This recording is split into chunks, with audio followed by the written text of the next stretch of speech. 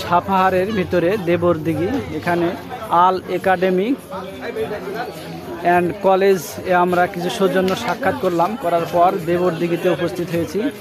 এখানে ভ্রমণের জন্য একটু সফরে এসেছি তাই।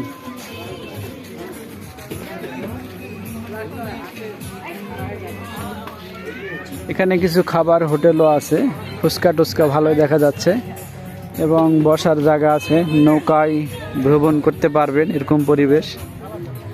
আর সাপাহারের মধ্যে যেটা হয়, এখন কোন কালে কি দেবরদিঘি কি নামে করা হয়েছে তা জানি না, কিন্তু বাংলার ইতিহাসে দেবর একটাকে বলা হয় ভাবি দেবরের সম্পর্ক, সেই সম্পর্কে দেবরদিঘি সম্পর্ক না কি জানি না, আল্লাহ ভালো জানে।